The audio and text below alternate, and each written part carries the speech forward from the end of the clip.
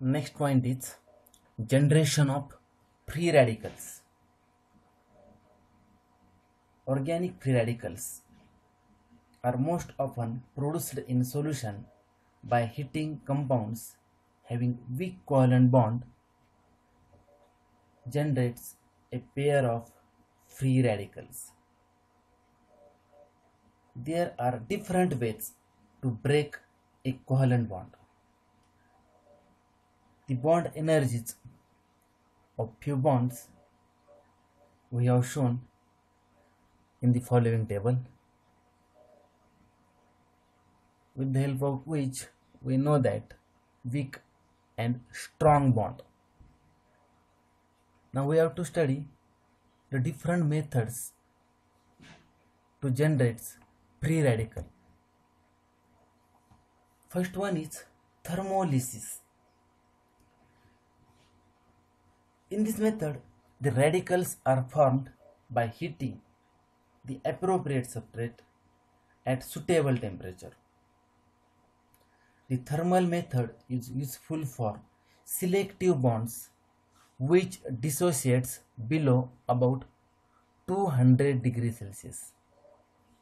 Few examples of thermolysis are as when chlorine is heated, it will give us chlorine radical.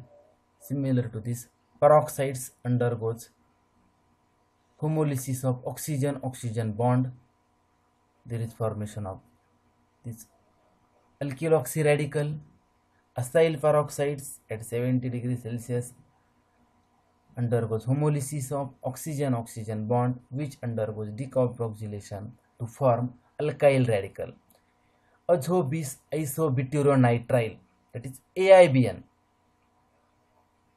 at 40 degrees Celsius. There is also cleavage of homolytic cleavage of carbon-nitrogen bond. There is formation of radical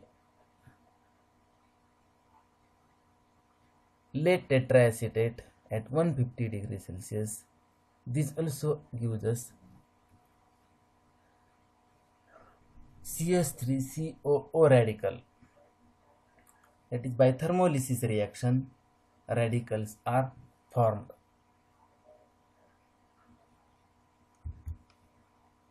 Next method to generate free radical is photolysis. The compounds having absorption bands in the visible or near UV spectrum may be electronically excited to such degree that weak covalent bonds undergo homolysis. The examples of photolysis are as peroxide, again it undergoes photolysis. Oxygen-oxygen bond undergoes homolysis cleavage, homolytic cleavage. There is formation of alkyl oxy radical. Acetone gives us methyl radicals with removal of carbon monoxide. Azo compounds, this also gives us alkyl radicals. Halogens gives halogen radical upon irradiation with light. Alkyl hypochlorite, there is a cleavage of carbon oxygen bond. In alkyl nitrite, there is cleavage of oxygen nitrogen bond. Remember that there is a cleavage of weak bond takes place during the homolysis, and there is formation of pair of radicals. So this is the second method of photolysis. Then the next one is redox reactions.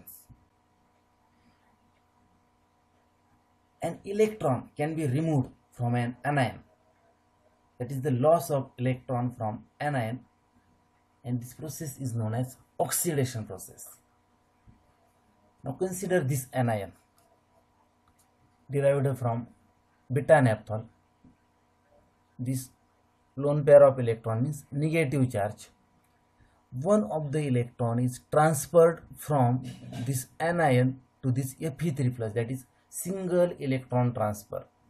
So Fe3 plus, it is reduced gain of electron, and anion losses one of the electrons, so it is oxidation, there is formation of this free radical. Consider one more reaction. Acyl peroxides when reacts with Cu first, cuprous salt. Acyl peroxide is reduced because this cuprous salt, it gives one electron to this acyl peroxide.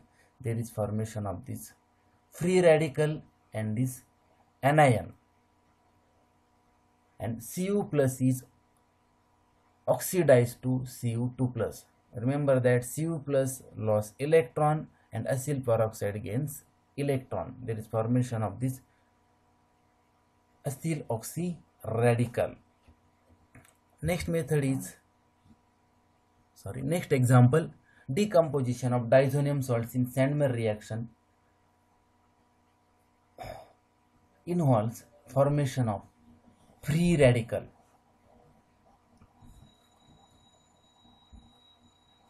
This diazonium salts when reacts with cuprous salt, this is formation of substituted benzene with removal of nitrogen, and this during the formation of this product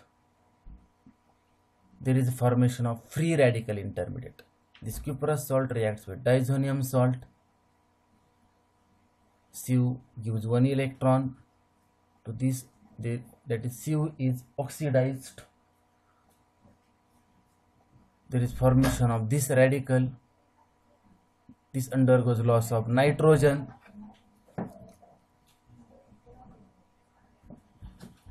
and finally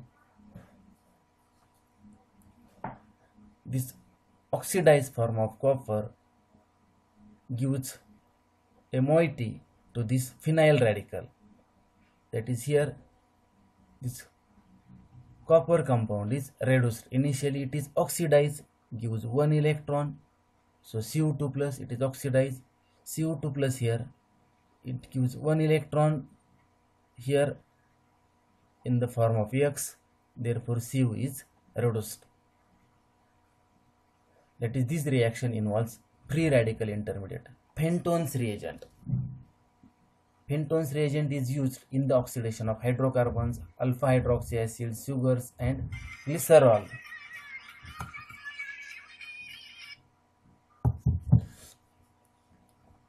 This peroxide is reduced, whereas Fe2 plus is oxidized. Fe2 plus gives electron to the peroxide. This oxygen-oxygen bond undergoes cleavage. This lost electron goes on this oxygen atom. This bond breaks, and we will get OH minus, OH radical, and Fe2 plus is oxidized to Fe3 plus. One more example of